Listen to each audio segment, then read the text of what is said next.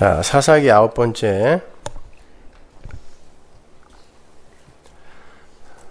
사사기 9번째. 인간아, 너의 이름은 여자니라. 사사기 4장 4절부터 9절까지 말씀입니다. 우리 함께 봉독하시죠. 그때 라피도세 아내 여선지 드보라가 이스라엘의 사사가 되었는데, 그는 에브라임 산지 라마와 베델 사이 드보라의 종려나무 아래 거하였고, 이스라엘 자손은 그에게 나아가 재판을 받더라. 드보라가 보내어 아비노함의 아들 바락을 납달리 게데스에서 불러다가 그에게 이르되, 이스라엘 하나님 여호와께서 이같이 명하지 아니하셨느냐? 이르시기를 너는 납달리 자손과 스불론 자손 1만 명을 거느리고 다볼산으로 가라. 내가 야빈의 군대 장관 시스라와 그 병거들과 그 무리를 기송강으로 이끌어 내게 이르게 하고 그를 네 손에 붙이리라 하셨느니라. 바락이 그에게 이르되, 당신이 나와 함께 가면 내가 가려니와 당신이 나와 함께 가지 아니하면 나는 가지 않겠노라. 가로되, 내가 반드시 너와 함께 가리라. 그러나 내가 이제 가는 일로는 영광을 얻지 못하리니 이는 여호와께서 시스라를 여인의 손에 파실 것임이니라 하고, 드보라가 일어나 바락과 함께 게데스로 가니라. 아멘. 지난주에 우리는 하나님께서 이스라엘을 가나안 왕 야빈에게 팔아버리신 이유에 대해서 공부를 했습니다. 하나님이 파셨어요. 오늘은 왜 하나님께서 이스라엘의 구원을 여자들에게 맡기셨는지 공부를 해보겠습니다. 조금 힘들지도 모르지만 그동안에 설교를 잘 들으신 분들은 아주 재미있을 것이고, 선지식이 없는 분들은 굉장히 힘들 거예요. 그 대신에 여러 번 들으셔서 이걸 다 숙지해 놓으셔야 됩니다.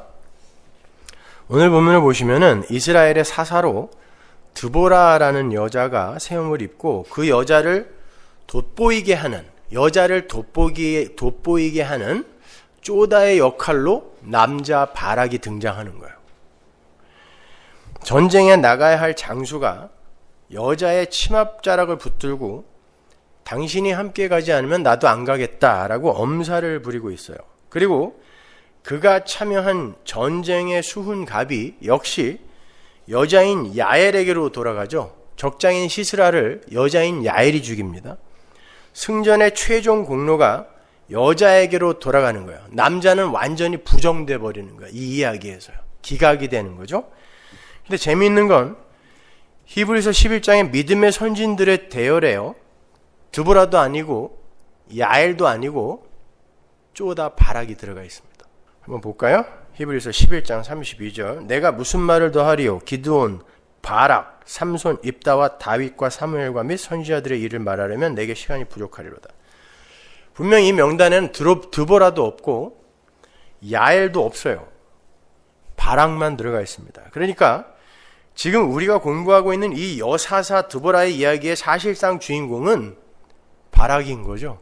이 세상에서 아무리 멋지게 살아봐야 다 소용없어요. 믿음의 선진의 대열에 들어가야 성공한 사람이에요. 그러니까 주인공은 바락입니다. 그러니까 너무 드보라 성교회 뭐 이딴 거 좋아하지 마세요. 바락 성교회 이런 거 왜 없는 거예요 도대체? 그게 주인공이라니까요. 물론 이 이야기의 주인공도 예수 그리스도예요. 그럼에도 제가 이 이야기의 주인공이 바락이라고 말씀드리는 이유는 많은 이들이 이 에피소드를 읽으면서 드보라를 동경하고 야엘을 본받으려 하고 있는 것을 경계하기 위함이에요. 드보라와 야엘과 비교하여 바락이 주인공이라는 뜻이에요. 성경은 드보라를 본받아서 용사가 되라고도 하지 않을 뿐만 아니라 야엘을 본받아서 하나님께 순종하는 자가 되어야 한다라고도 하지 않아요. 오히려 바보 같은 바락의 모습이 믿음을 선물 받은 올바른 성도의 모습임을 강조하고 있어요. 우선 왜 하나님은 여자를 사사로 세우셨는가에서부터 출발해 보겠습니다. 여러분들 아시다시피 당시는 여자들은요 인구 계수에도 들지 않을 만큼 미천한 존재로 여겨졌던 시대였어요. 여자는 남자의 소유물로 여겨졌었고 남자의 판단과 결정에 의해서 운명이 좌지우지되던 그런 시대였어요. 그런데 수많은 남자들을 다 제치고 여자가 사사가 된 거예요. 그것은요 하나님께서 그 당시 이스라엘의 모든 남자들을 전부 부정해버리시는 사건이에요. 남자놈들 중에 쓸만한 인간 하나도 없기 때문에 내가 여자를 들어 쓴다라는 의미에서 여자를 세운 거예요. 그래서 본문에 여자인 두보라 앞에서 남자인 바락이 바보처럼 대조가 되고 있는 거예요. 그렇다고 사사로 세움을 받은 두보라라는 여자가 남자들이 할 수 없는 대단한 일을 했다는 그런 기록도 없어요. 그냥 두보라는 모든 남자들을 바보로 몰아붙이는 역할만 하고 있어요. 여기에서 우리는 하나님이 세우시는 사사의 자격과 신분에 대해서 추론을 해볼 수가 있습니다. 하나님께서 세우시는 사사는 남자 흉내를 내는 자가 아닌 누군가에게 귀속된 자로 살아야 하는 여자여야 한다는 거고, 그 여자는 자신의 인생을 쥐고 있는 어떤 남자에 의해 가치가 결정이 된다는 거예요.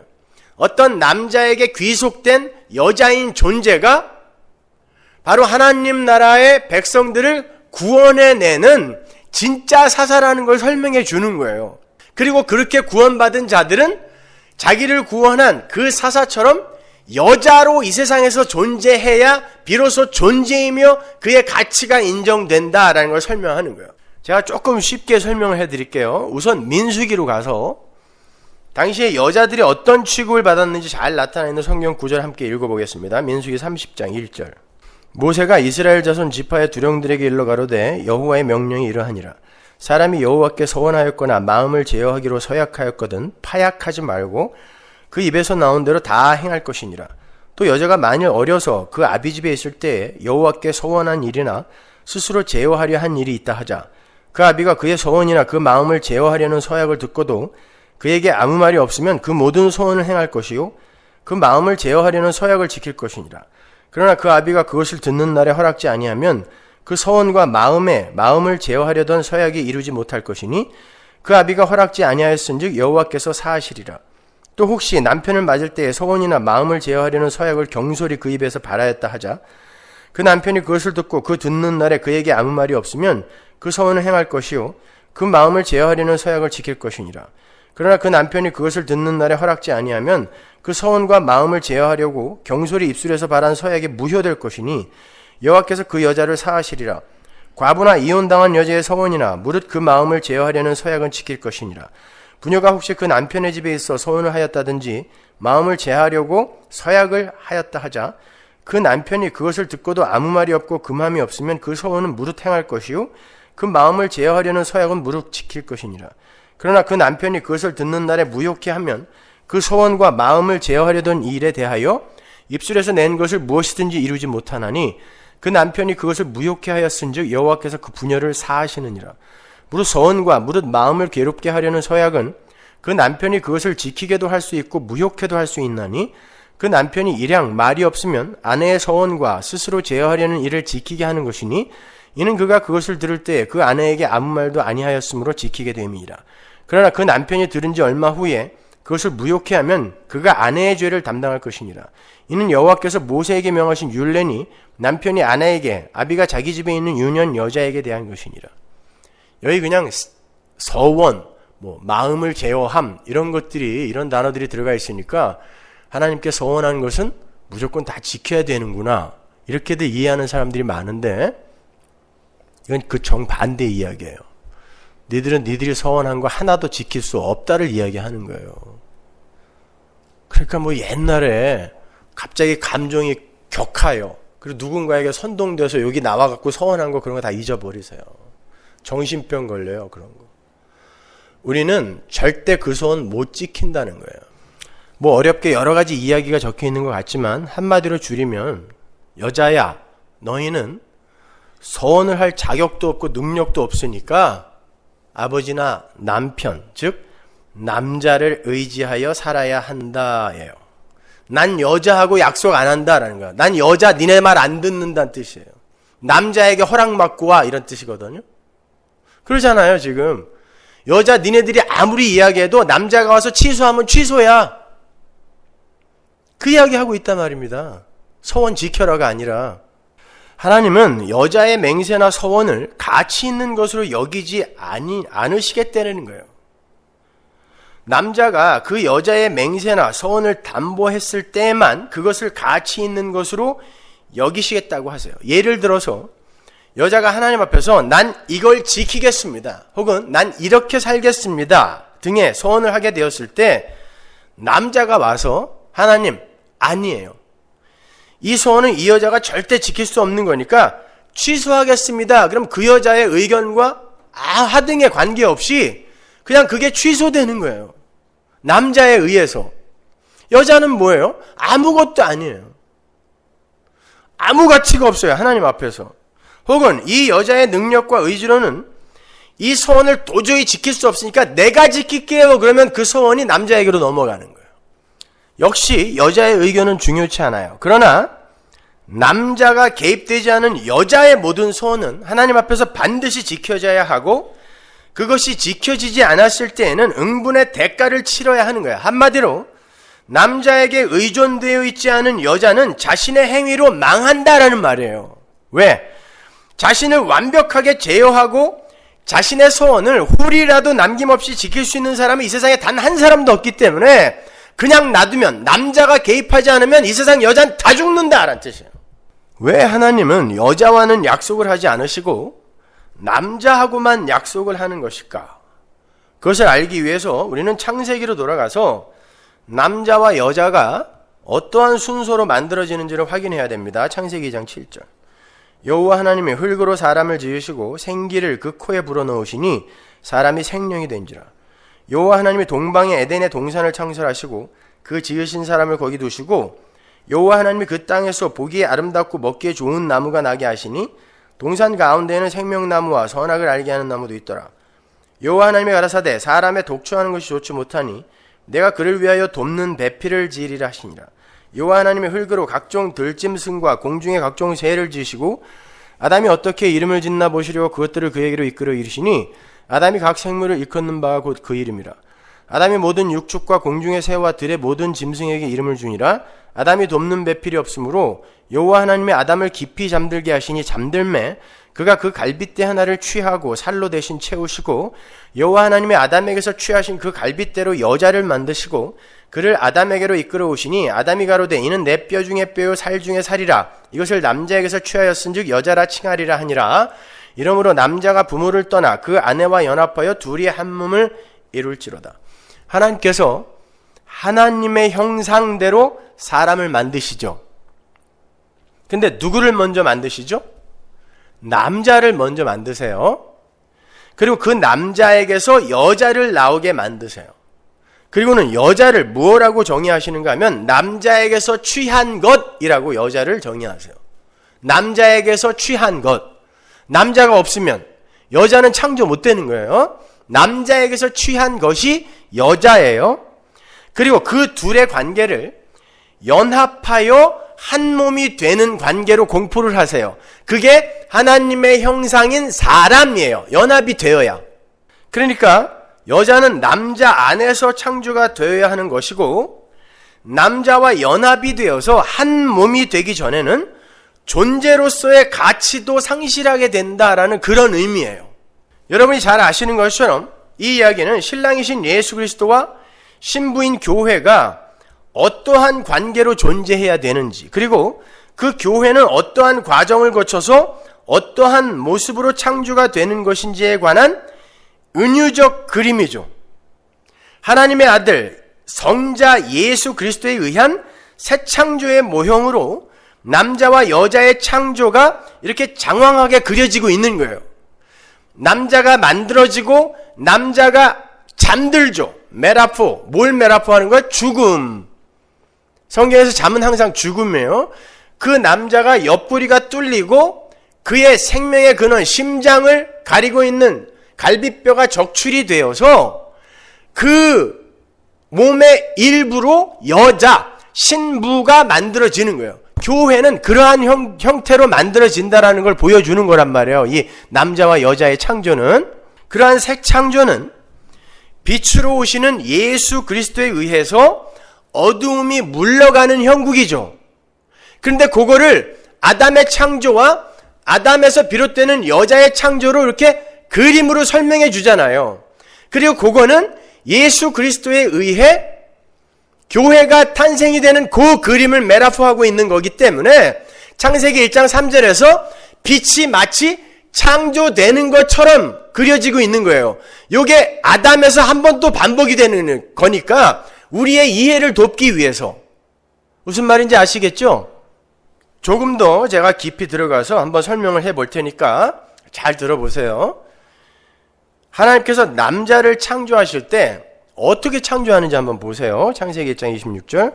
하나님이 가라사대 우리의 형상을 따라 우리의 모양대로 우리가 사람을 만들고 그로 바다의 고기와 공중의 새와 육축과 온 땅과 땅에 기는 모든 것을 다스리게 하자 하시고 하나님이 자기 형상 곧 하나님의 형상대로 사람을 창조하시되 남자와 여자를 창조하시고 하나님이 그들에게 복을 주시며 그들에게 이르시되 생육하고 번성하여 땅에 충만하라 땅을 정복하라 바다의 고기와 공중의 새와 땅에 움직이는 모든 생물을 다스리라 하시니라. 우리라고 했다가 자기라고 했다가 우리라고 했다가 자기라고 했다가 단수 복수가 막 나오죠. 그죠? 이걸 단순히 그냥 삼위일체의 하나님을 설명하는 것이다 이렇게 생각하시면 안 돼요. 하나님께서 우리의 형상, 즉 하나님 나라 안에서의 그 삼위 하나님의 보좌, 권세, 이걸 전체로 통틀어 우리라고 하는 거예요. 물론 그 안에는 삼위 하나님이 들어가 계세요. 그러나 삼위 하나님뿐만이 아니라 그룹들을 포함한 하나님의 보좌, 하나님의 권능, 하나님의 권세 전체를 우리라고 하는 거예요. 우리. 그걸 구약성경에서는 구름이라고도 표현하고 그룹들 사이에서 내려오시는 하나님으로 보여주기도 하는 것이죠. 임금이 수많은 장수들에 둘러싸여서 조정 대신들에 둘러싸여서 행차를 할 때 그 전체를 우리라고 한단 말이에요. 우리. 하나님은 삼위일체 하나님만을 가리켜 우리라고 표현하지 않으세요. 물론 삼위 하나님이 그 우리 안에 포함은 되지만 삼위 하나님만 가리키는 건 아닙니다. 그러니까 그 우리라는 말 안에는 삼위 하나님을 포함한 하나님의 보좌, 하나님 나라의 공회, 하나님 나라의 어전회의 전체가 함유되어 있는 거예요. 그 말은 다른 말로 어전회의, 공회라는 게 뭐예요? 하나님 나라의 카운슬이라는 게 뭡니까? 하나님의 뜻이 결정되고 전달되어지는 곳. 그게 우리예요. 그게 우리. 그러니까 그러니까 사람이 우리의 형상으로 지어졌다라는 말은 사람 안에 하나님의 형상으로 지어진 남자와 여자 안에 하나님 나라의 어전회의의 결정사항이 들어가 있다가 우리의 형상인 거예요. 하나님은 영이시기 때문에 모양이 없단 말이에요. 그러니까 우리가 하나님처럼 지어진 거라고 그렇게 생각하시면 안 돼요. 하나님은 영이라니까요. 그러니까 우리의 형상이라는 건 하나님 나라의 어전회의의 뜻, 하나님의 뜻이 우리 안에 담겨 있는 거예요. 남자와 여자 안에. 그러니까 그 남자가 창조되고 거기서 여자가 창조되는 그게 하나님의 뜻이었단 말이에요.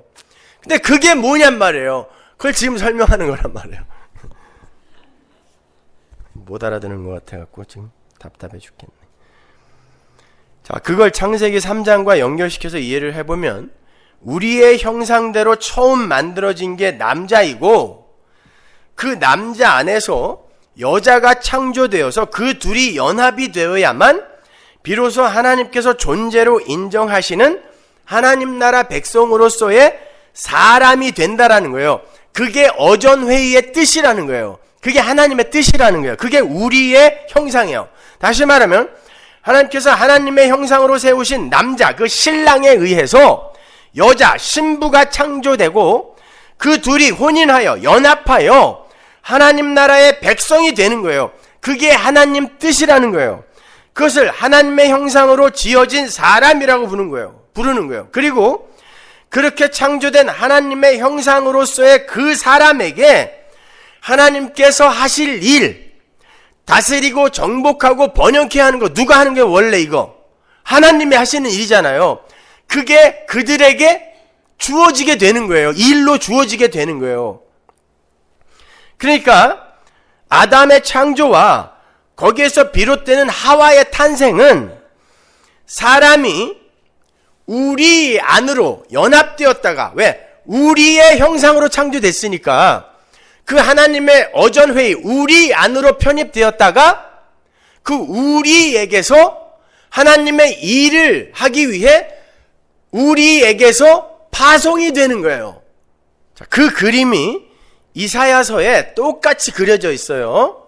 이사야서 6장 1절 보세요. 우시야 왕의 죽던 해에 내가 본즉 주께서 높이 들린 보좌에 앉으셨는데 그 옷자락은 성전에 가득하였고 스랍들은 모셔 섰는데 각기 6날개가 있어 그 둘로는 그 얼굴을 가리었고 그 둘로는 그 발을 가리었고 그 둘로는 날며 서로 창화하여 가로되 거룩하다 거룩하다 거룩하다 만군의 여호와여 그 영광이 온 땅에 충만하도다. 보세요. 하나님이 어전회의 가운데 앉아 계시고 그룹들이 그 하나님을 찬양하고 있는 그 전체를 우리라고 한단 말이에요. 그게 어전회의란 말입니다. 그게 하나님의 보좌라 그래요. 그걸 하나님의 보좌는 하나님 앉는 의자 아니란 말입니다. 보좌라는 건 하나님의 권세, 그분의 권능을 의미하는 거예요. 그게 우리예요. 지금 이게 우리가 나오고 있어요.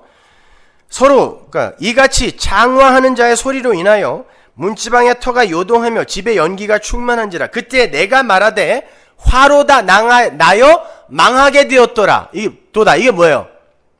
화로다 나여 망하게 되었도다. 나는 하나님 앞에서 망해야 할 존재다라는 뜻이죠. 나는 뭐라는 거예요? 죽은 흙이라는 거예요. 하나님 앞에서, 어전회의 앞에서, 우리 앞에서 죽은 흙인 어떤 자가 등장하는데 그가 하나님이 준비하신 숯불에 의해 정한 자가 돼요. 그때 내가 말하되 화로다 나여 망하게 되었도다. 나는 입술이 부정한 사람이요. 부정이라는 말이 죽은 흙이란 뜻이에요. 입술이 부정한 백성 중에 거하면서 만군의 여호와이신 왕을 배웠음이로다. 때 그 스랍의 하나가 화조로 단에서 취한 바 핀 숯을 손에 가지고 내게로 날아와서 그것을 내 입에 대며 가로되 보라 이것이 내 입에 닿았으니 내 악이 제하여졌고 내 죄가 사하여졌느니라 하더라. 비로소 존재가 되는 거예요. 살아있는 자가 되는 거예요. 하나님의 숯불에 의해서 정한 자가 되는 거예요. 죽은 흙이 살아나는 거예요. 아담이 죽은 흙에서 사람이 되어 우리 안으로 끌려 들어가는 거예요. 내가 또 주의 목소리를 들은 즉 이르시되 내가 누구를 보내며 누가 우리를 위하여 갈꼬 그러죠. 자, 우리 안으로 들어간 어떤 존재가 우리로부터 파송을 당하고 있단 말입니다. 누구에게? 하나님의 백성에게. 그게 누구예요? 신부, 교회란 말이에요. 그렇게 해서 신부들이 우리 안으로 들어오게 되는 거, 그게 하나님의 뜻이다. 이게 우리의 형상대로 남자와 여자, 사람을 만들자라는 그 안에 들어있는 의미인 거예요. 자, 예레미야 23장 21절로 가볼게요. 예레미야 23장 21절. 이 선지자들은 내가 보내지 아니하였어도 다름질하며 내가 그들에게 이르지 아니하였어도 예언하였은즉 그들이 만일 나의 회의에 참여하였다면, 이게 회의가 무슨 회의? 어전회의를 이야기하는 거야. 하나님의 보좌. 내 백성에게 내 말을 들려서 그들로 악한 길과 악한 행위에서 돌이키게 하였으리라. 하나님의 선지자들은 하나님의 어전회의에 우리에게 불려 들어가서 다시 우리에게서 파송되는 거예요. 이사야가 그 모습을 보여주는 거예요. 우리 안으로 들어갔다가 그 어전회의에서 하나님의 뜻을 받아 하나님의 백성, 신부들에게로 파송이 되는 거예요. 그렇게 해서 하나님의 신부들이 신부로 탄생이 되는 거예요. 그게 하나님의 뜻입니다. 그게 우리의 형상이라는 거예요. 그런데 구약의 그 선지자들, 어전회의에 들어갔다가 우리에게서 파송이 되는 그 선지자들은 누구를 모형하는 거예요? 전부 예수죠. 히브리서 1장 1절 보세요. 옛적에 선지자들로 여러 부분과 여러 모양으로, 모든 선지자를 다 가리키는 거예요. 선지자들로 여러 부분과 여러 모양으로 우리 조상들에게 말씀하신 하나님이 이 모든 날 마지막에 아들로 우리에게 말씀하셨으니, 그 선지자들 전체가 누구를 상징하는 거다? 아들, 예수, 아들. 이게 남자란 뜻이에요. 남자. 이 아들을 만유의 후사로 세우시고 또 저로 말미암아 모든 세계를 지으셨느니라. 구약의 모든 선지자들은 전부 다 하나님의 어전회의에 참여한 자들이고, 다른 말로 우리 안으로 들어간 사람들이고, 그 어전회의에서 하나님의 신부들에게 파송이 되는 자들인데, 그들이 전부 예수를 모형하고 있다는 믿었던 자들이라는 거예요. 따라서 어전회의, 즉 우리 안으로 들어가서 우리에게서 여자로 파송이 되는 첫 번째 선지자가 누구죠? 지금 우리가 어디 공부하고 있어요? 우리의 형상대로 뭐 만들었어요? 아담 만들었잖아요. 그래서 아담이 우리의 형상, 하나님의 형상으로 들어가서 누구에게 파송이 돼요? 여자에게로 파송이 되어서 이 우리에게서 나간 자가 죽고 자잖아요. 죽고 옆구리가 뚫려서 죽고 갈비뼈가 적출이 되어 죽고 여자가 탄생이 되는 거예요. 그리고 둘이 한 몸이 되는 거예요. 그게 하나님 나라 백성의 창조 과정인 거예요. 그것이. 그리고 그것이 하나님 나라의 삶의 원리이기도 한 것이고. 이게 무슨 말인가? 아담이 최초의 선지자라고? 여러분, 그 안에서 여러분은 항상 성경 안에서 누구를 발견해야 된다 그랬어요? 예수를 발견해야 된다 그랬잖아요. 자, 보세요.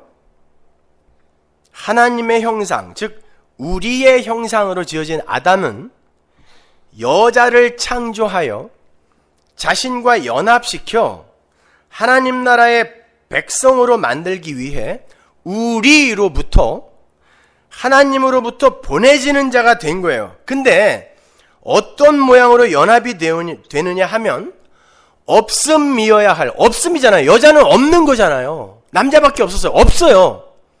없음, 이 없음에서 있음을 만들기 위해 이 있음인 남자가 없음이 되는 거예요. 죽는 거예요. 자는 거예요. 그 방식으로 여자가 창조가 되고 둘이 한 몸이 되는 거예요. 연합이 되어 이 여자가 비로소 남자가 누리는 모든 것을 누리게 되는 거예요. 그래서 여자인 하와가 선악과를 먼저 따먹는 거예요. 디모데전서 2장 11절 보세요. 여자는 1절 순종함으로 종용히 배우라. 여자의 가르치는 것과 남자를 주관하는 것을 허락지 아니하노니 오직 종용할지니라. 이는 아담이 먼저 지음을 받고 이와가 그 후며 아담이 꾀임을 보지 아니하고 여자가 꾀임을 보아 죄에 빠졌음이니라. 여자가 먼저 마귀의 꾀임에 속아서 죄에 빠졌어요. 하나님은 그 죄에 대한 징벌로 사망이라는 무투타무투, 죽이고 죽여버리겠다 그랬단 말이에요. 강조용법이에요. 그게 무투타무투, 정령 죽으리라가 죽고 죽으리라거든요. 사망원도를 내려버리셨단 말이에요. 그러니까 여자는 선악과 따먹는 순간 죽은 거예요. 죽은 목숨인 거예요. 남자는 아직 선악과를 따먹지 않은 상태예요. 끝까지 안 먹으면 돼요. 남자만 살면 돼요. 그런데 남자가 여자와 한 몸이 되어야 하나님의 형상이 되잖아요. 그러니까 남자만 살아있어도 안 된단 말이에요. 그게 하나님의 뜻이에요. 우리의 형상, 어전회의의 뜻이란 말이에요. 그러니까 이 남자는 어떻게 해야 돼요? 여자를 살리기 위해 남자가 같이 죽어야 되는 거예요. 그러면 여자가 따먹는 바람에 이 남자가 먹고 같이 죽어주는 것입니다. 아담이 잘했다는 게 아니라 그 속에 예수로 말미암아 당신의 택한 백성들을 건지는 그리스도로 말미암는 구원의 메커니즘이 숨어 있다는 뜻이에요. 여자가 선악과를 따먹고 죽은 흙이 되어버렸어. 죽었단 말이에요. 그때 그 여자를 살리기 위해서는 최초의 아담 안에서 여자가 없음이 있음으로 창조된 그 메커니즘으로 남자가 또 죽어버리는 거예요. 그 여자 때문에 죽는 거예요. 그리고는 여자와 함께 다시 사는 거예요. 그 안에 예수가 숨어 있는 거란 말입니다. 아담과 하와 안에도. 아담이 잘했다는 게 아니에요. 그건 죄예요. 죄인데 하나님은 그 삶 속에서도 교회에게 너희들이 어떻게 해야 하나님의 백성들이 되는지 알아라고 설명을 하고 계시단 말입니다. 아담은 자기 욕심으로 따먹었어요. 먹었는데 그렇게 해서라도 하나님은 당신의 말씀을 성취해낸다는 거예요. 둘이 한 몸이 되어야 되는 그 말씀을 성취해낸다라는 거예요. 하나님은 그 죄 속에서도요. 하나님의 은혜는 그렇게 집요한 거예요. 그렇게 아담 안에는요, 죄인으로서의 첫 아담의 모습과 죄인과 함께 죽어서 그 죽음에 연합해버리는 마지막 아담의 모습이 중첩되어 있는 거예요. 그래서 예수님을 마지막 아담이라고 하는 거예요. 아담. 아담 안에 예수 숨어 있는 거예요. 바로 아담이 죄를 지은 여자 하와와 함께 죽음으로 들어가는 그러한 형태로 남자이신 예수가 죽어야 할 죄인들과 여자들과 함께 연합이 되어 죽으심으로 구원이 일어나게 될 것이다 라는 것이 아담과 하와의 창조에서부터 이렇게 명확하게 예시가 되고 있어요. 우리가 이러한 아담과 하와의 이야기 속에서 반드시 알아야 할 것은 여자, 즉 신부는 자신의 죽음에 연합되어서 자신의 죽음을 가져가는 남자의 희생에 의해 그로 말미암아 그 남자와 함께 죽음에서 부활하게. 그 남자가 부활하는 거예요. 근데 그 남자와 함께 연합이 되었기 때문에 어떻게? 남자의 희생으로. 그렇기 때문에 여자가 남자 안에서 부활하는 거예요. 그렇게 하여 하나님 나라의 백성이 탄생하는 거예요. 그러니까 여자는 필연적으로 남자에게서 나와야 하는 거고, 그러므로 말미암아 여자의 주인은 남자가 되는 거예요. 그것을 사도 바울이 알았어요. 여자는 필히 남자에게 귀속되어야 하고, 그게 하나님 나라의 존재 양식이며 그게 바로 창조의 원리다라는 걸 사도 바울이 안 거예요. 고린도전서 11장 3절 보세요. 그러나 나는 너희가 알기를 원하노니 각 남자의 머리는 그리스도요 여자의 머리는 남자요 그리스도의 머리는 하나님이시라. 남자는 하나님의 영광과 하나님의 형상과 영광이니 그 머리에 마땅히 쓰지 않거니와 여자는 남자의 영광이니라. 남자가 여자에게서 난 것이 아니요 여자가 남자에게서 났으며 또 남자가 여자를 위하여 지음을 받지 아니하고 여자가 남자를 위하여 지음을 받은 것이니. 우리가 그리스도를 위하여 지음을 받았다는 이야기를 이렇게 하고 있는 거예요. 우리가 그리스도에 의해 지음을 받았고 그분을 위해 지음을 받은 거란 말입니다. 잘 보시면 남자가 하나님의 형상이라 그래요. 창세기에서는 남자와 여자가 하나님의 형상이라 그랬잖아요. 그렇다면 하나님의 형상으로서의 사람은 어떻게 만들어진다? 하나님의 형상인 남자의 희생에 의해서 죽어야 할 여자가 남자와 연합이 되어 비로소 하나님의 형상으로서의 사람이 되는 거예요. 그런데 성경은 첫 번째 하나님의 형상, 아니 유일한 하나님의 형상을 예수 그리스도라고 하잖아요. 고린도서 4장 4절 보세요. 그 중에 이 세상 신이 믿지 아니하는 자들의 마음을 혼미케 하여 그리스도의 영광의 복음의 광채가 비추지 못하게 하미니 그리스도는 하나님의 형상이니라. 우리의 형상, 하나님의 형상으로 지어진 아담은 누구를 은유하고 있는 거다? 예수 그리스도를 예표하고 있었던 거란 말입니다. 그리고 그 예수에 의해 하나님의 백성들이 어떻게 탄생이 될 것인가가 하와의 탄생인 거란 말이에요. 하나님의 형상은 누구? 유일한 하나님의 형상. 남자는 누구? 예수밖에 없어요. 이 세상에 남자는 예수밖에 없어요. 나머지는 다 여자예요. 난 트랜스젠더인가? 그런 거 말고 여자란 말입니다. 생물학적 여자가 아니라 구속사 속에서의 여자인 거예요. 다. 그래서 제가 제목을 인간아 너의 이름은 여자니라 이야기한 거예요. 여자예요. 모든 인간은 여자로 살아야 돼요. 남자의 희생에 의해 창조되어서 그 남자에게 귀속되어 남자의 말만 듣는 여자로 살아야 되는 거예요. 그게 하나님 절대 의존적 존재란 뜻이에요. 그게 여자예요. 여자. 근데 남자뿐만 아니라 여자도 남자가 되려고 그래요. 지금은요. 남자를 타고 넘으려고 하고 옷도 남자처럼 입는 게 멋있게 입는 건 줄 알아요. 유니섹스라고 그래가지고 말이죠. 왜 여자가 워카 신고 다녀요? 왜 군복 입고 다녀요 여자가?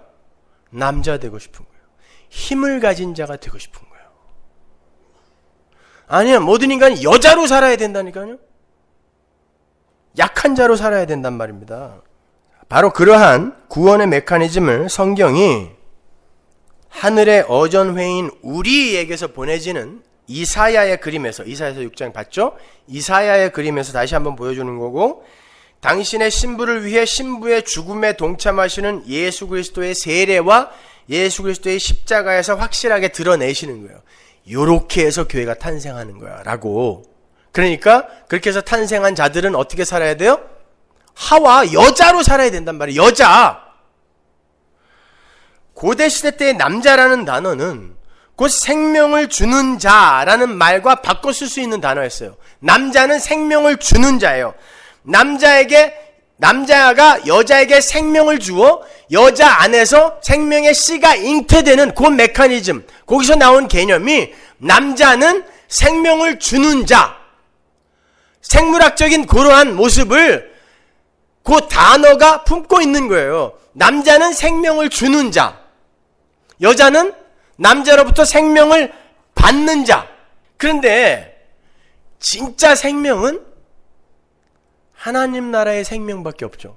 그 생명을 줄 수 있는 남자가 이 세상에 있어요? 아무도 없죠. 생명나무 자체를 하나님이 감추었는데 그걸 누가 주냐고요. 그러니까 이 세상에 남자는 있어요, 없어요? 없단 말입니다.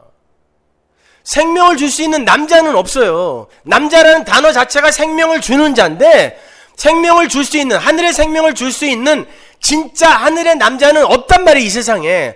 그러니까 모든 인류는 다 뭐? 여자란 말입니다. 여자. 누군가로부터 생명을 받아야 할 여자. 그리고 그 안에 생명의 씨를 잉태해야 하는 여자란 말이에요. 그 말은 남자로부터 생명을 받아서 비로소 산자가 될 수 있는 여자인 자들이 이 세상에서 생명을 얻어 살아날 수 있는 길은 완전히 막혔다는 뜻이에요. 다 여자니까. 거기서 어떻게 생명이 잉태됩니까? 마리아도 아니고. 다 여자인데.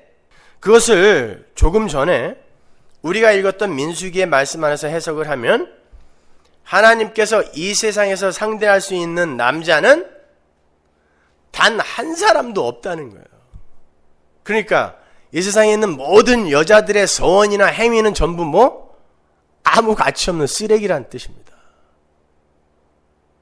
하나님은 남자의 서원만 받아요. 그리고 남자에 의해 담보된 그 서원만 받는다니까요. 그것만 가치 있게 여겨주신단 말이에요. 민수기 30장에서 봤잖아요. 그러니까 교회, 성도의 행위는 예수와 관계없는 행위일 때 그건 아무것도 아닌 거예요. 쓰레기인 거예요, 다. 아무리 착해 보이는 행위라 할지라도, 아무리 열심히 있는 종교 행위라 할지라도 남자와 관계없는 행위는 전부 쓰레기인 거예요. 하나님이 그러시잖아요. 민수기 30장에서 난 여자하고 약속 안 해. 니네들 말 안 들어. 남자한테 허락받고 와. 그러잖아요. 근데 이 세상에 남자가 하나도 없다니까요. 예수님은 그럼 누구와만 약속하신다는 거예요. 예수와만. 하나님은 예수와만 약속하신다는 거예요. 창세전 언약은 그래서 하나님과 예수 사이의 언약인 거예요. 엄밀히 말하면 그건 약속이죠. 그리고 그 약속이 성취되어지는 데에 방법과 도구로 쓰여지는 게 언약이에요. 그건 몰라도 돼요. 그러니까 그 약속은 아버지와 아들 간에만 있었던 약속이에요. 아브라함, 창세기 15장에서 하나님께서 아브라함과 언약을 하세요? 아니죠. 하나님 혼자 쪼갠 고기 사이로 지나가잖아요. 근데 그 쪼갠 고기가 뭐예요? 3년 된 짐승이에요. 아버지와 아들이 약속하는 거예요. 아들을 쪼개놓으시고 아버지와 아들이 약속하는 거라니까요. 그리고는 결국 아들을 쪼개버리는 거예요, 십자가에서. 그래서 아버지는 아들의 행위만 보세요. 근데 그 아들의 행위를 우리에게 전가시켜 줬다니까요. 근데 거기에 여러분이 뭘 보태겠다는 거예요. 자, 마태복음으로 가면 하나님께서 인정하는 유일한 남자가 나타납니다. 한번 볼까요? 마태복음 3장 16절. 예수께서 세례를 받으시고 곧 물에서 올라오실새 하늘이 열리고 하나님의 성령이 비둘기같이 내려 자기 위에 임하심을 보시더니 하늘로서 소리가 있어 말씀하시되 이는 내 사랑하는 아들이요 내 기뻐하는 자라 하시니라. 하나님이 기뻐하시는, 약속을 하고 의사소통을 할 수 있는 유일한 남자, 아들이 나왔어요. 드디어. 전부 여자들 세상인데 유일한 남자가 휘오스가 나타난 거예요. 내가 기뻐하는 자, 난 제 말은 듣는다. 제 소원은 내가 받는다. 라는 그 아들이 나타난 거예요. 그 남자가 나타난 거예요. 요 이야기 바로 다음에 요걸 보고 세례 요한이 예수님을 가리켜 뭐라고 불러요? 보라, 세상 죄를 지고 가는, 여자의 죄를 지고 가는 하나님의 어린 양이다 그러죠. 근데 어린 양은 요한계시록에서 뭐라 그래요? 신랑, 남자라고 하잖아요. 성경이 어떻게 일관성 있게 뚫려 있는지 아시겠어요, 여러분? 계시록 19장 7절 보세요. 우리가 즐거워하고 크게 기뻐하여 그에게 영광을 돌리세. 어린 양의 혼인계약이 이르렀고 그 아내가 예비하였으니. 그죠? 우리는 아내예요. 신부예요. 어린 양은 신랑. 근데 그 어린 양은 어떤 신랑이냐면 세상 죄, 여자의 죄를 짊어지고 죽어버리는 신랑이란 말이에요. 그 신랑에 의해 여자가 신랑과 혼인하여 연합하여 비로소 하늘의 존재가 되는 거예요. 그걸 복음이라고 하는 것입니다. 그걸 믿는 자를 성도라 그래요. 그래서 쪼다 바락이 그렇게 쪼다짓하고 나는 신랑 없으면 안 되는 거구나. 내가 여자구나. 그거 알고 면목 없이 히브리서에 떡 들어가 있는 거예요. 나 여자구나. 온통 남자짓 하고 있는 이 여자들 사이에서 진짜 내가 여자구나를 아는 자가 믿음을 선물 받은 자라 말입니다. 그래서 온니엘도 안 들어가 있고 에훗도 안 들어가 있고 삼갈도 안 들어가 있는데 저거 다 바락만 들어가 있는 거예요. 난 여자구나. 죽으라고 했는데 전부 여자들이 다, 처음부터 끝까지 여자들이 다 전쟁을 치르고 있어요. 난 여자보다 못한 거구나. 여태까지 괜히 남자 노릇하고 있었네. 난 여자네. 이걸 믿음 있는 성도라고 하는 거예요. 그걸 자기 부인이라고 하는 것입니다.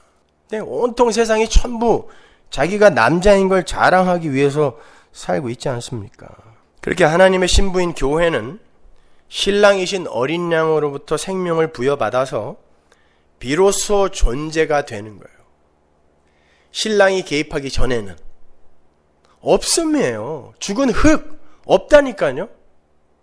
신랑이 개입하기 전에는 신부의 존재는 없는 거란 말입니다. 창세기 2장 7절 다시 보세요. 여호와 하나님이 흙으로 사람을 지으시고 생기를 그 코에 불어넣으시니 사람이 생명이 된지라. 죽은 흙에 뭐가 들어가니까 생명이 돼요. 살아있는 게 돼요. 생기.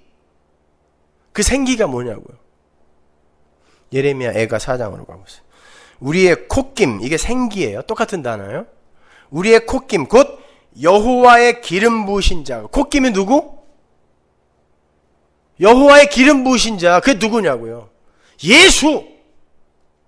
죽어있는 흙에 생기, 예수가 들어가 살아있는 존재가 되는 거예요.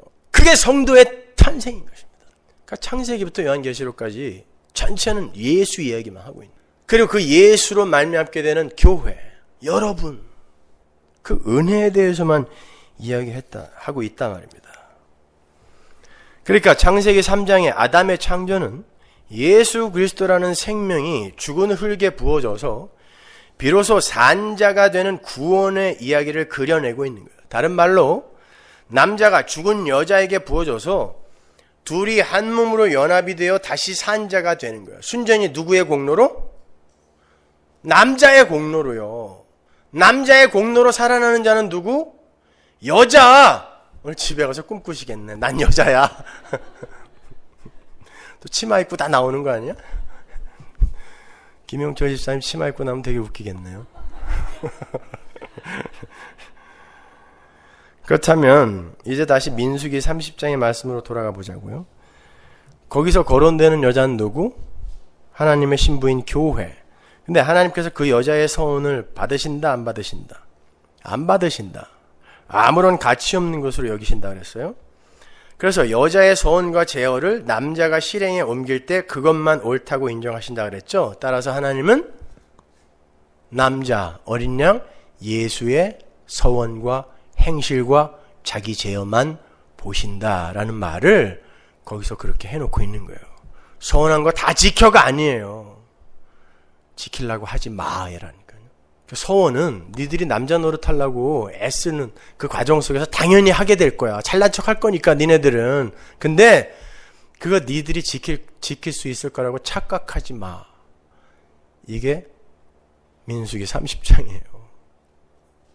서원한 거 꼭 지켜가 아니라 자유로워지세요. 어렸을 때 우리 애기 폐병 앓을 때 이 아기 우리 하나님께 드린다고 서원했는데 이거 언제 드려야 되나? 안 드려도 돼요. 그까짓 걸 왜 드려요, 걔를? 어디다 써먹는다고 그걸. 여러분도 별로 가치 없어서 주려고 하는 거를 하나님이 받아서 어디다 쓰겠어요. 그런 책임감에서 벗어나십시오. 그래서 성경은 성도, 즉 여자의 옳은 행실을 어린 양의 세마포라고 하는 거예요. 계시록 19장 7절 우리가 즐거워하고 크게 기뻐하여 그에게 영광을 돌리세요. 어린 양의 혼인기약이 이르렀고 그 아내가 예비하였으니 그에게 허락하사 빛나고 깨끗한 세마포를 입게 하셨은즉 누가? 신부가. 이 세마포는 성도들의 옳은 행실이다. 근데 이 세마포는 어떻게 만들어진 거예요?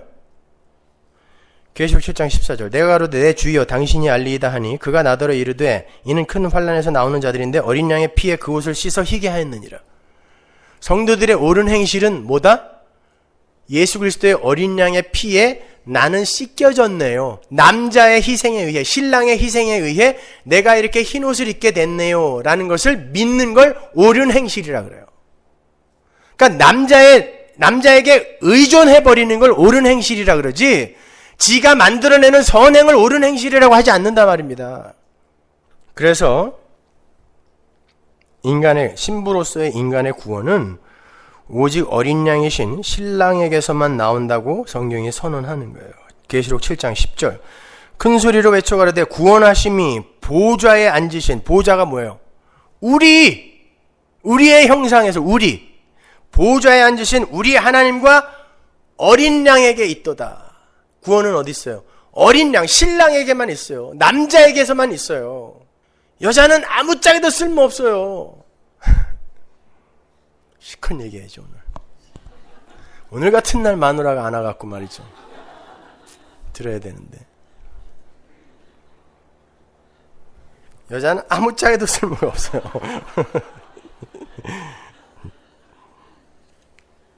이렇게 성경에 나오는 남자와 여자의 이야기, 신랑과 신부의 이야기는 전부 예수 그리스도와 교회의 이야기의 은유인 거예요. 그래서 사도 바울이 남편과 아내의 이야기를 실컷 늘어놓고 이건 예수와 교회에 대한 얘기야 라고 이야기한 거예요. 에베소서 5장 31절 이러므로 사람이 부모를 떠나 그 아내와 합하여 그 둘이 한 육체가 될지니, 창세기의 이야기가 그대로 인용이 되어 있고 이 비밀이 크도다 내가 그리스도와 교회에 대하여 말하노라. 비단 여기뿐만이 아니에요. 히브리서 기자도 똑같은 말을 합니다. 히브리서 3장 6절 그리스도는 그의 집은 오이코스, 이건 가족이라는 말도 돼요. 그래서 너와 내 집이 구원을 얻는다. 주 예수를 믿어라 너와 내 집이 구원을 얻으리라 해서 집은 가족이에요. 근데 어떤 가족? 천국 가족. 여러분이 예수 믿으면 여러분의 집안 사람들이 다 구원받는다 그런 뜻 아니에요. 여러분의 집, 여러분의 가족, 오이코스, 하나님의 백성들에게 여러분이 복음을 또 전할 수 있는 자가 된다는 뜻이에요. 그래서 너와 내 집에 구원을 얻으리라요. 그 집, 그의 집 맡은 아들로 충성하였다. 누가? 그리스도가 아들, 남자로 충성했더니, 그 말은 무슨 말이에요? 죽었더니, 신부를 위해 죽었더니 우리가 소망의 담대함과 자랑을 끝까지 견고히 잡으면 그의 집이라, 가족이라, 오이코스라, 신부라라는 뜻이에요. 신부. 그의 아들의 수고를 내가 인정하고 그것만 꼭 붙드는 자가 그의 신부라는 뜻이에요. 이렇게 성경은 모든 인간을 여자로 규정해버려요. 인간은 하나님이 보내신 남자에게 의존해서 비로소 존재가 되는 여자에 불과한 남자 절대 의존적 존재, 하나님 절대 의존적 존재라는 거예요. 근데 선악과를 따먹은 인간들이 저마다 용사가 되고 싶어하고 남자의 흉내를 내고 싶어하는 거죠. 그걸 인본주의라고 하고, 그리고 그것이 바로 죄의 본질이에요. 왜 내가 하나님 말만 들어야 돼? 왜 내가 남자 말만 들어야 돼? 우리 여자도 인권이 있어. 잘하는 거 아니에요, 여러분? 그거를 성경이 육체라 그래요. 여자로 살아야 할 자가, 남자에게 귀속되어 순종하며 살아야 할 여자가 남자 흉내내고 용사되려고 하는 걸 육체라 그래요. 근데 육체는 반드시 죽어야 할 것으로 사도 바울이 계속 반복하여 기록하죠. 창세기 6장 3절 여호와께서 가라사대 나의 신이 영원히 사람과 함께 하지 아니하리니 이는 그들이 육체가 됨이라. 그러나 그들의 날은 120년이 되리라 하시니라. 당시의 땅에 네피림, 거인이에요. 네피림이 있었고 그 후에도 하나님의 아들들이 사람의 딸들을 취하여 자식을 낳았으니 그들이 용사라, 고대의 유명한 사람이었더라. 여호와께서 사람의 죄악이 세상의 관영함과 그 마음의 생각의 모든 계획이 항상 악할 뿐임을 보시고 땅 위에 사람 지으셨으면 한탄하사 마음에 근심하시고 가라사대 나의 창조한 사람을 내가 지면에서 쓸어버리되 사람으로부터 육축과 기는 것과 공중의 새까지 그리하리니 이는 내가 그것을 지었으면 한탄함이니라 하시니라. 뭐 때문에? 인간들이 용사되고 유명한 자 되고 거인 되려고 하니까 하나님이 이거 안 돼! 그리고 다 쓸어버렸다는 거예요. 남자 되려고 하니까 다 쓸어버렸다는 거예요. 여자여야 된다는 거예요. 여자. 하나님은 드보라 사사의 이야기를 통해서 바로 인간들의 남자 흉내내기를 부수고 계신 거예요. 그래서 우리가 공부하는 이 에피소드가 여자 사사 드보라에서 시작하여 여자 용사 야엘로 끝나는 거예요. 교회는 여자여야 한다는 거예요. 그런데 인간들이 남자 흉내를 내니까 하나님께서 당신의 아들, 진짜 남자를 여자의 모양으로, 하나님 절대 의존자의 모양으로, 예수님은 하나님이 시키신 말만 했고 하나님이 시키신 일만 했다 그러죠. 그게 뭐예요? 여자. 진짜 남자가 왜 인간은 여자로 살아야 하는지 알아? 이걸 가르쳐주기 위해 여자로 오셔서 여자가 되어 죽어버리는 거예요. 그리고는 우리를 아들로 만들어준단 말입니다. 그래서 우리가 여자이고 신부인데 장자들의 총회가 되는 거예요. 맏아들들의 총회, 아들이 되는 거예요. 예수가 여자가 되어서 죽고 우리가 아들이 되는 것입니다. 그걸 구원이라고 하는 거예요. 예수님은 여자로 이 땅에 오셔서 이 세상의 모든 남자 흉내내는 자들을 전부 기각시키는 거예요. 부정해버리는 거예요. 너네들 남자 아니야, 여자야. 근데 그 말 안 듣고 끝까지 남자로 사는 자들은 죽는 거예요. 여자 없음에 대해서 죽는 거예요. 그러나 그 말 듣고 내가 여자군요. 저는 하나님께 완전히 순종하여 하나님 말만 들어야 되는 여자군요. 그들이 아들이 되는 거예요. 이런 건 어디 가서도 못 들어요. 아무도 가르쳐준 사람이 없어. 여러분 이것만 잘 이해하셔도 성경 전체를 일관성 있게 잘 읽으실 수 있어요. 인간은 하나님 절대 의존적 존재인 여자로 살 때 가장 가치 있는 삶을 살게 되는 거고, 바로 그것이 승리라는 걸 보여주기 위해 여자의 모습으로 이 땅에 오신 거예요. 그리고 그러한 여자로 사는 게 진짜 아들의 삶이다를 우리에게 가르쳐 주시는 거예요. 그래서 진짜 아들이 여자처럼 살다 가신 것입니다. 아버지 말만 듣고.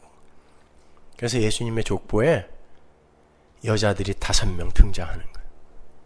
그리고 그 여자들 뒤에만 에게서라는 단어가 붙어 있어요. 나머지는 들러리야, 전부 남자들은. 그리고 여자, 단말, 바세바, 우리아의 아내라 그러죠. 마리아, 룻, 라합, 이런 순창녀 아니면 시아버지하고 잠잔 여자, 아니면은 나이도 어린 게 어디 가서 임신해 갖고 온 여자, 어디서 거짓골 해 갖고 온 이방 여자, 그건 나라 팔아먹은 여자, 다 이런 여자들, 그런 여자들이 예수님 족보에 턱턱 들어가 있어요. 근데 제가 한 설명해 드렸죠. 비유 설교할 때. 그 여자들이 전부 누굴 상징하는 거였어요? 예수를 상징하는 거였어요. 예수가 그 모습으로 왔다니까요. 그 여자의 후손으로 예수가 오시는 거예요. 창세기 3장 15절. 그리고 그 예수 안에 우리가 들어있는 거예요. 우리가 바로 그 여자의 후손이란 말입니다. 그래서 여자예요. 여자. 그런데 그 여자의 후손만 승리를 쟁취할 수 있어. 뱀의 머리를 여자의 후손만 밟을 수 있단 말입니다. 그래서 여자여야 되는 거예요, 여러분은요. 그런데 왜 니들 남자 흉내내? 이게 드보라 이야기란 말이에요. 그래서 뜬금없이 그 수많은 남자들 다 제치고 여자가 쓰는 거예요. 니들 전부 남자 흉내 내고 있지만 이 여자보다도 못한 인간이야. 이거 가르쳐 주려고요. 그러한 예수 그리스도의 십자가의 본질을 이해하고 믿는 자들, 그들이 바로 성도예요. 그리고 그가 바로 바락 속에서 나타난 쪼다의 모습이죠. 그러니까 여러분은 예수를 믿으면 믿을수록 어떻게 되어지는 거예요? 쪼다 되는 거예요, 이 세상에서요. 누가 예수 믿으면 더 똑똑해지고 잘 된다 그래요? 점점 여러분 세상에서 쪼다 되는 거라니까요. 바락되는 거예요. 사사기 4장 17절 보세요. 남자와 여자의 대조는 거기서 끝나는 게 아니에요. 시스라가 도브로 도망하여 겐사람 헤벨의 아내 야엘의 장막에 이르렀으니 하솔왕 야빈은 겐사람 헤벨의 집과 화평이 있습니다. 야엘이 나가 시스라를 영접하며 그에게 말하되 나의 주에 들어오소서, 내게로 들어오시고 두려워하지 마소서 하며 그 장막에 들어가니 야엘이 이불로 덮으니라. 시스라를 장막 꼬챙이로 찍어 죽인 야엘의 남편 헤벨이 나와요. 바로 이 11절로 가면 그가 어떤 사람인지 분명히 나옵니다. 한번 볼까요? 모세의 장인 호밥의 자손 중 겐 사람 헤벨이 자기 족속을 떠나 게데스에 가까운 사하나님 상수의 나무 곁에 이르러 장막을 쳤더라. 헤벨은 모세의 장인 호밥의 자손이라 그래요. 모세의 장인이 호밥입니까? 이드로잖아요. 그 장인이라는 단어, 호텐이라는 단어가 처남이라는 단어로도 쓰이고 장인이라고도 쓰이거든요. 그러니까 처남이 맞을 거예요, 아마. 그건 중요한 게 아니고 이 헤벨이라는 사람이 겐 사람이라는 거예요. 가나안 사람 아니라는 거예요. 근데 요 남자가 힘의 원리 속에서 그 힘의 원리를 추구하며 사는 남자는 반드시 어딜 가든 그 땅에 힘과 결탁을 하게 돼 있다는 거예요. 겐 사람이 가나안 왕 야빈과 화평을 맺고 언제든지 집을 드나들 수 있는 사이가 되어 있는 거예요. 근데 한 집에 사는 여자 야엘은 그 헤벨과 완전히 다른 삶을 살죠.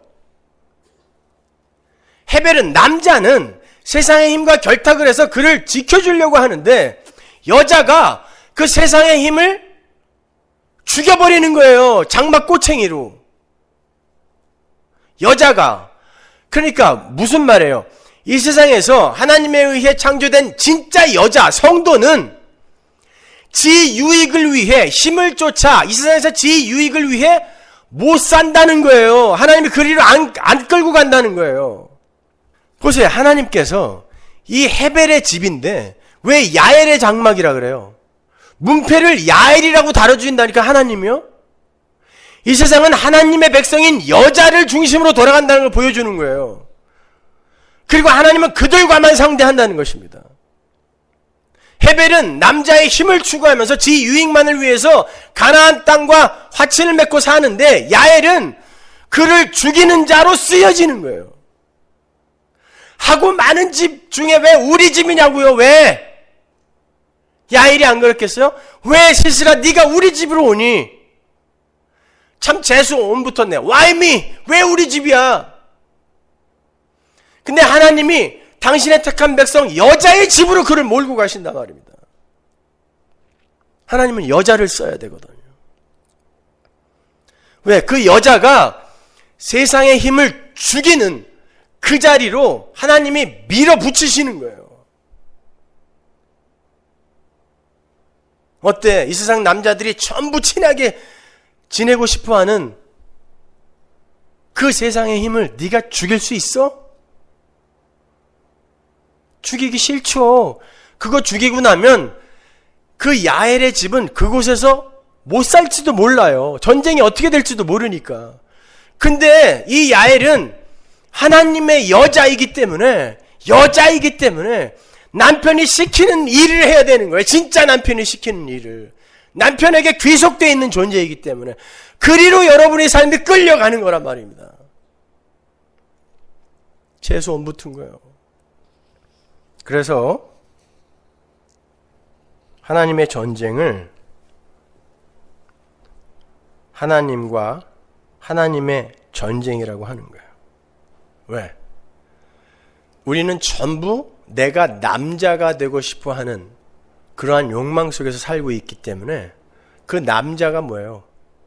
하나님이잖아요. 하나님처럼 되고 싶은 하나님들이 시편 82편에 나오죠. 니들은 신이야, 하나님이야 그러잖아요. 하나님처럼 되고 싶은, 남자처럼 살고 싶은 이 하나님들이 여기 앉아갖고 하나님과 전쟁하는 거라니까요. 여러분, 교회가 뭐 별다른 거 하는 그런 집단이라고 생각하지 마세요. 남자처럼 살고 싶어하는, 남자 흉내내는 여자들이 하나님이, 각자가 하나님이 되어서 자기들이 만들고 상정해 놓은 하나님과 교리와 종교 행위, 이런 것들을 막 내어놓으면서 나는 성도예요 라고 사기치고 있을 때 하나님이 찾아오셔서 바로 그 하나님들과 싸우는 게 교회예요. 따라서 여기서 올바른 하나님의 말씀이 어전 회의에 그 말씀이 떨어지게 되면 인간들이 아담 때부터 그랬잖아요. 전부 하나님처럼 되고 싶었어요. 아담이, 이스라엘, 하나님처럼 되고 싶었어요. 바리새인들, 로만 캐톨릭, 하나님처럼 되고 싶었잖아요. 오늘날 교회, 전부 하나님처럼 되고 싶은 인간들이 모여있는 게 교회 아닙니까? 하나님은 아담과 싸우시고, 하나님은 야곱, 이스라엘과 싸우시고, 하나님은 민족적 이스라엘과 싸우시고, 하나님은 바리새인과 싸우시고, 하나님은 로만 캐톨릭과 싸우시고, 하나님은 교회와 싸우시는 거예요. 그래서 하나님의 말씀이 올바로 떨어지면 여러분이 만들어 놓은 가짜 하나님 상이 무너지게 되고, 여러분이 그동안 내놓았던 가짜 종교 행위가 사라지게 되는 거예요, 점점. 그래서 예수를 올바로 믿게 됐더니 기도의 시간이 줄어들고 헌금이 줄어들고 선행이 줄어드는 것처럼 보이는 것입니다. 하나님이 여러분과 전쟁하시는 거예요. 하나님처럼 살고 싶은 여러분과 싸우신다니까요. 나와 전쟁하시는 거예요. 나와. 하나님의 이름은 하나님 이외의 모든 이름과 전쟁하는 이름이란 말입니다. 그래서 그 하나님의 이름이 다 먹어버리는 거예요. 나머지 이름들을. 그 전쟁은 내 안에서 일어나는 거예요. 근데 왜 절에 가서 예배드리고 지랄드리냐고요? 예? 왜 봉은사 가서 찬양하고 그러냐고요? 거기 뭐 있다고? 마귀 새끼는 내 안에 있다니까요. 땅 밟기는 거기 가서 하는 게 아니라 내 안에서 일어나야 되는 것입니다. 여러분, 신명기나 여호수아에 나오는 땅 밟기는 하나님께서 네가 밟는 땅을 너에게 주겠다라는 그 약속은, 그 땅은 약속의 땅이잖아요. 가나안 땅, 약속의 땅은 하나님이 전쟁하셔서 하나님이 쟁취하여 선물로 주는 거예요. 네가 밟는 땅을 너에게 주겠다는 건 내가 빼앗은 땅을 네가 밟게 하겠다는 거지, 네가 밟는 거는 내가 다 너에게 줄게, 안 밟으면 안 줘, 이거 아니란 말입니다. 근데 거기 가서 지신 밟기 하고 앉았어요? 왜 절에 가서 그러냐고요.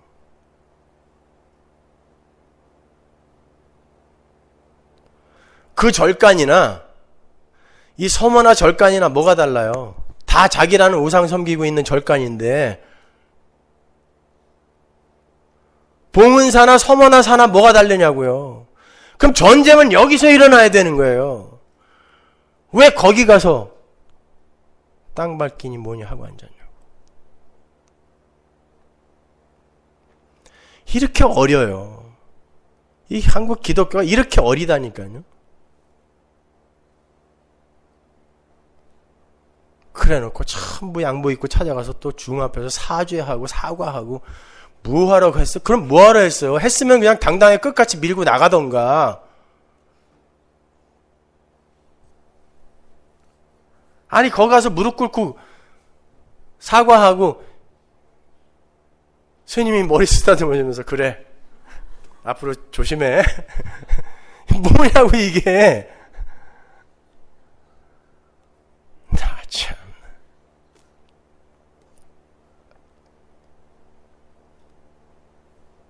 아니, 스님들이 목탁 들고 여기 한 20명 와갖고 여기서 마하반냐 이거 하면 여러분 가만히 있겠어요? 근데 대웅전 들어가서 찬양하고 앉았어. 이러고 그걸 동영상으로 찍어가지고. 아이고 참. 전쟁의 의미도 모르는 인간들이 성도라고 우기고 앉아있는 거예요. 지들이 하나님이에요. 하나님, 내가 땅 밟아놨으니까 이제 알아서 하세요. 내가 밟았다는 건 내가.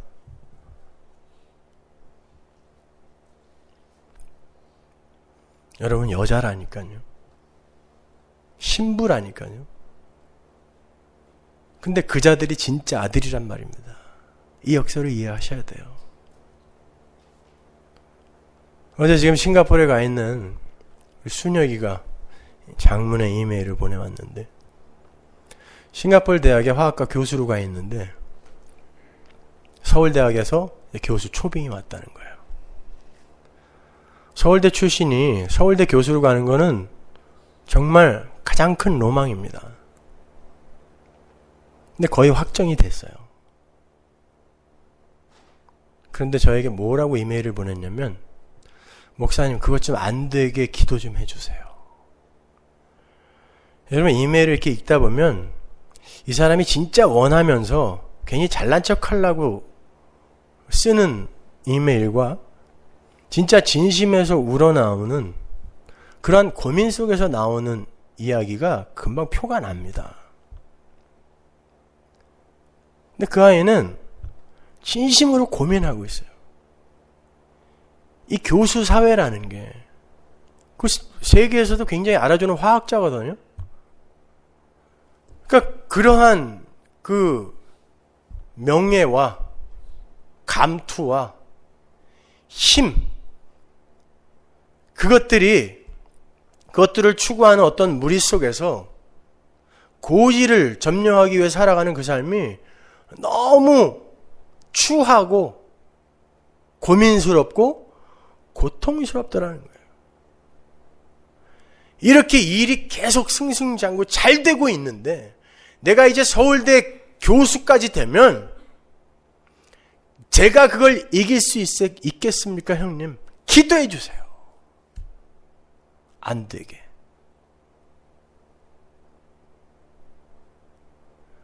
그래서 제가 그랬어요. 되든 안 되든 그냥 하나님이 세우시면 가는 거야. 네가 공식을 세워서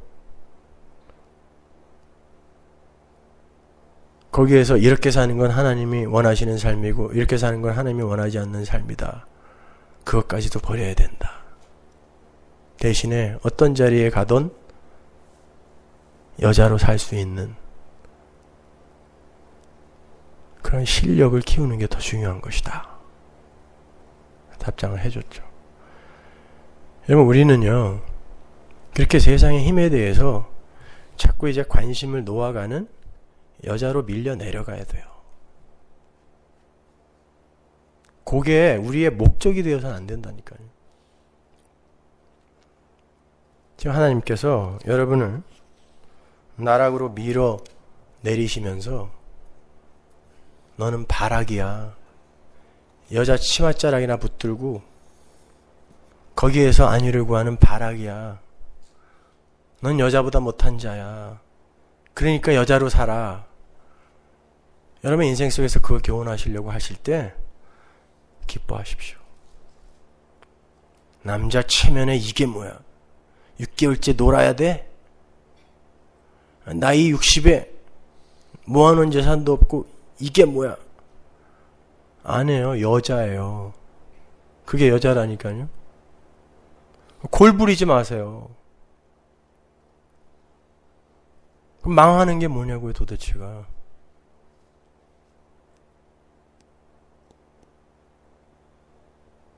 여자입니다. 여러분은 여자예요. 무슨 최면 걸릴 것 같은데. 최면 걸려가세요. 여자입니다, 여러분. 기도하겠습니다. 하나님 은혜를 감사합니다. 그 수많은 남자들 사이에서 사람 취급도 못 받던 여자를 세워 그 남자들을 전부 부정하시고 여자로 말미암아 승리를 쟁취해 가시는 그런 하나님의 놀라운 구속 사역을 이 인간들의 이성이 어떻게 이해를 할 수 있겠습니까? 하나님, 그럼에도 우리에게 말씀이 떨어져 우리의 마음이 이렇게 뜨거운 것은 분명 하나님은 우리 안에서 일을 하고 계시고 역사하고 계신다는 것을 느끼고 있습니다. 하나님, 점점 여자로 밀려 내려가게 하시고 그 속에서 오히려 부끄러워하고 창피해하는 것이 아니라 난 바락이지만 그래서 나는 믿음을 가진 성도다 라고 당당히 고백할 수 있는 면목 없는 성도들 다 되게 하여 주옵소서. 예수님의 이름으로 기도합니다.